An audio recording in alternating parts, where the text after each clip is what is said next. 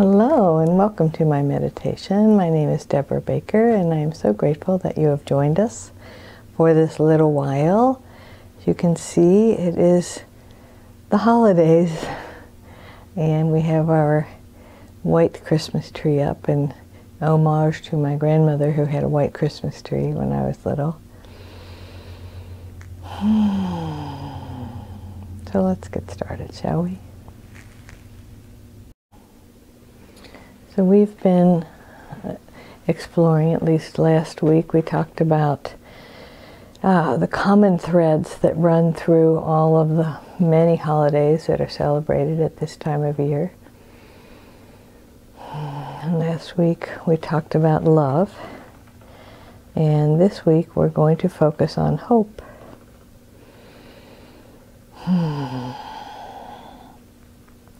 Let's begin with our 3 nice, really deep breaths. Breathing in, filling up your lungs, holding it for a second or so, and then breathing it out really, really slowly. And I'll breathe it in just a little more deeply this time. Think about filling up your back. Hold it for a second and then really slow down the exhale.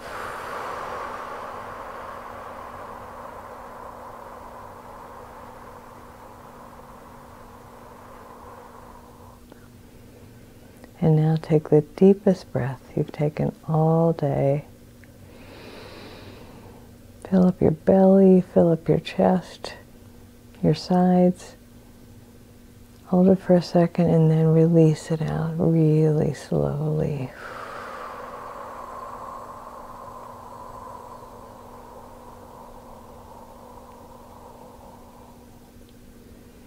And then let's relax our bodies. So to do that, let's kind of do the opposite at first, and that is to tense up our bodies. So beginning with your legs and your feet, if you are lying down and can draw your legs up to your chest, that would be awesome. But if not, just press your legs together, your feet together, curl your toes. Just imagine tightening up all the muscles in your legs as best you can.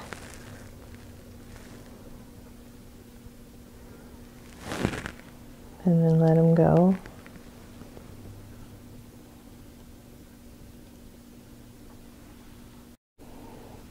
And now imagine tightening up all the muscles in your pelvis. Pull up your pelvic floor, tighten your lower abs, your hips, your lower back. Just kind of draw it into the midline. Hold it for a breath cycle and then let it go. And now your midsection and your rib cage. Imagine just kind of bringing everything to the middle. Tightening up your abs, pulling your shoulder blades in. Just squeeze your abdomen, your upper abdomen for a breath cycle and let it go.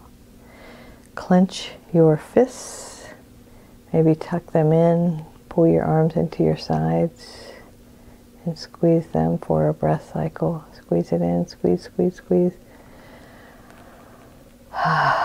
And then let it go. And now finally tuck your chin gently. Pull your shoulders up to your ears. Tense up all your facial muscles. And just squeeze it all, everything from your head and everything in your head, neck, and shoulders. Just kind of squeeze it all for a breath cycle. And then let it go. Let your shoulders drop down. And notice how good it feels just to relax your body. Feel that blood flowing through.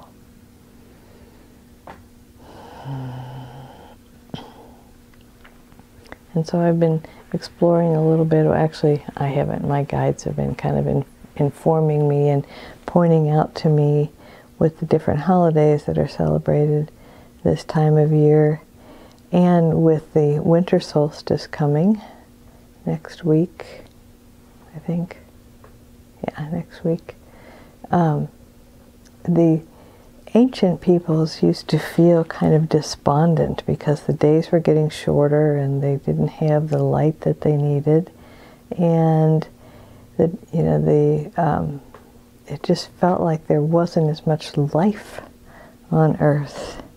And so the idea of celebrating some sort of holiday, any sort of holiday at this time of year, gave them a sense of hope, knowing that the time would come and the days would get longer again, and the light would shine longer.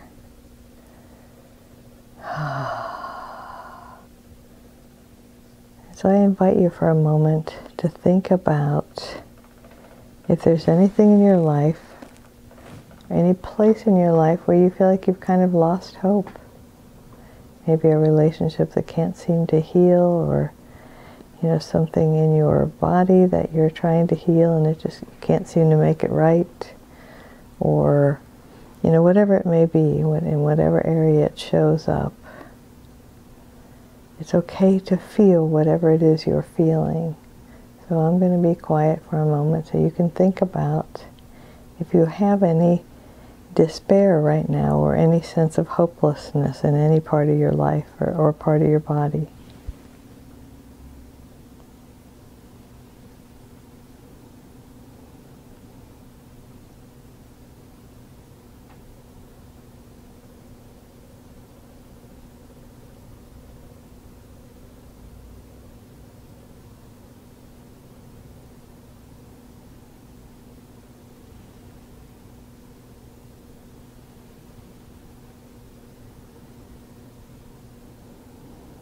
And now take another nice deep breath.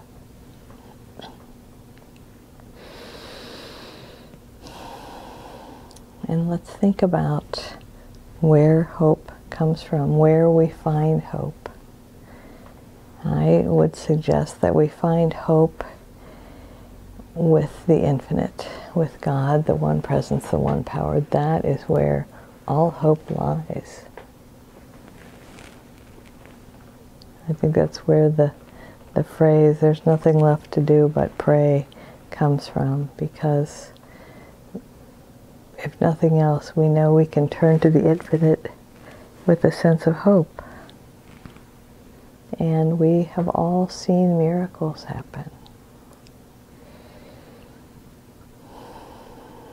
So I invite you to just imagine turning toward the infinite, whether it is that sense of the wise men looking at the star, giving them hope, oh, now we know which way to go.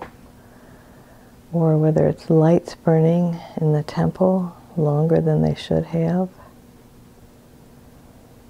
Or any of the other holidays. When we suspend our belief and our commitment to our old beliefs and allow the infinite to create just a little space for possibilities to enter in.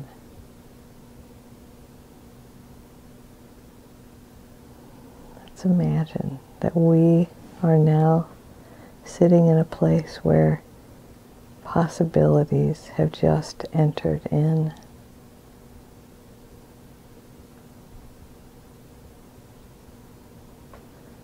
Another nice deep breath.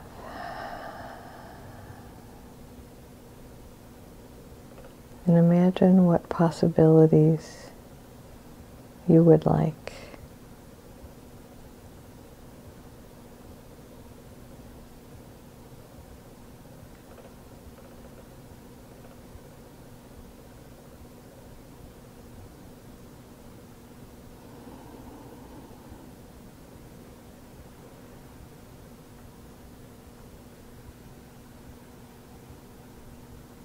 It wasn't that long ago. All of us were living in the midst of a pandemic. And I don't know if you remember, but when the news started to get better, there was hope. There was maybe a vaccine, or there were treatments, or people were surviving it. And it wasn't as deadly as it had been. Suddenly we were able to all feel a little bit of hope. when they lifted the quarantine and suggested that we continue to be careful, but we could begin to interact with one another.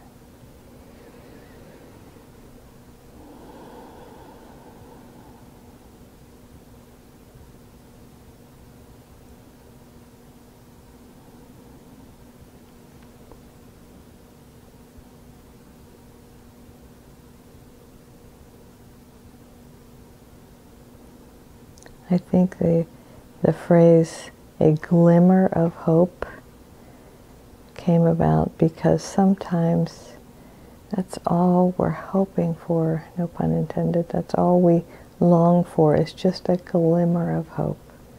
Just show me that it's possible, that maybe, just maybe, this situation could be turned around.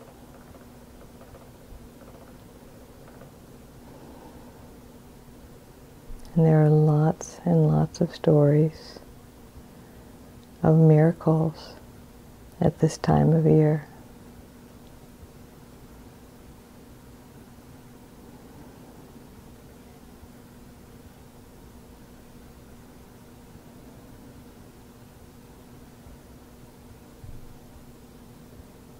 And so the most significant thing that I know is that I don't know. I had a friend, Tom, who used to say, when you think you know, then you don't know. But when you think you don't know, then you know. And what that means is when I can embrace the possibilities, when I can let go of my own expectations, and become aware that maybe the way that I think is the right way or the best way or the healthiest way isn't necessarily so. Maybe it isn't the right way or the best way. What I have discovered is whenever I let go of my plans, and more significantly, the more rigidly I hold tightly to them, when I let go of that, I create a glimmer of hope. I create space for Spirit to rush in and do for me what I could not do for myself.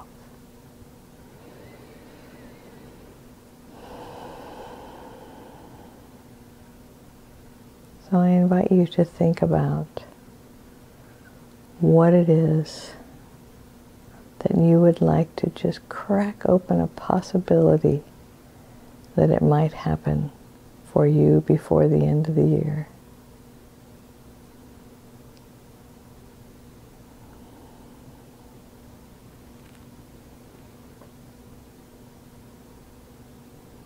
What might it be?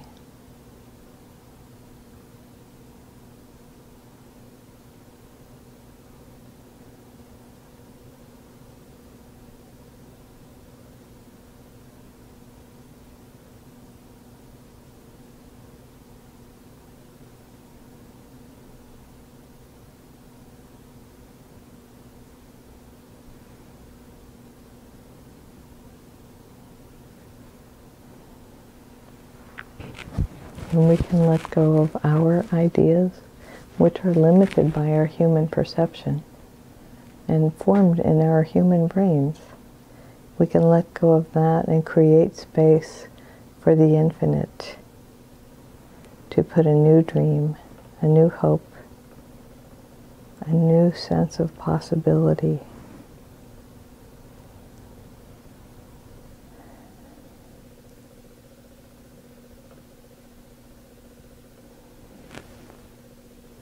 I'll tell you a little story about a miracle that I played a wonderful part in. My husband was in an accident that involved scaffolding and a ladder and him hitting the ground. And I did what I always do when I see someone in trouble, and that is I send energy. I do energy work, whether I can put my hands on them or whether it's from a distance. So I knew right where to put my hand. I was guided by Spirit. And he said, yeah, right there, that's right where it hurts. And it was his right middle section, just below his rib cage, on his right side. And so I put my hand there, and I just kept it there until the paramedics came and made me move. And we all jumped in the ambulance and rode to the hospital. And a little while later, the doctor said he hit the impact and that he landed on a rock, at the edge of a piece of rock, almost tore off the bottom third of his liver. But the doctor looked at me with a very confused expression on his face. And he said, but what is so strange is the liver is an organ that is full of blood. And yet, as you can see, and he pointed out the edges of the abdominal cavity to me, as you can see, there's very little blood there. And he looked at me like I should know the answer to this. And at the time, I was so overwhelmed with what was going on, what I was living through, that I had forgotten that I did that energy work for him. And I feel like it was just God, universal life force, moving through me to heal him. And it never started bleeding again, and it completely reattached itself. And he went home from the hospital less than a week later. It was just miraculous and wonderful. And I suspect that if you thought about it for a few minutes, you could think up a few miracles that you have witnessed as well. Because the infinite presence is moving in, through, and as you all the time. So let's just take a moment, take a deep breath, and become willing to accept our miracles for this holiday season. Or if you're listening to this in the middle of July, you're a miracle for this week.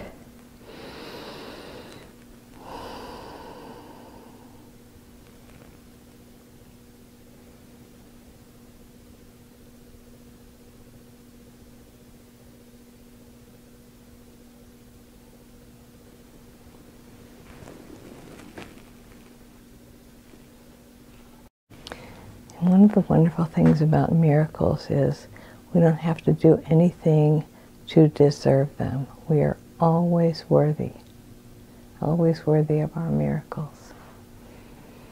And in that wondrous space is the universe, is God, the one presence and the one power moving in, through, and as you all the time, everywhere, constantly present. And you are whole and perfect, exactly as you are. May the universe, or may the infinite presence moving in, through, and as me honor and recognize the infinite presence moving in, through, and as you. In other words, Namaste. Have a wonderful week.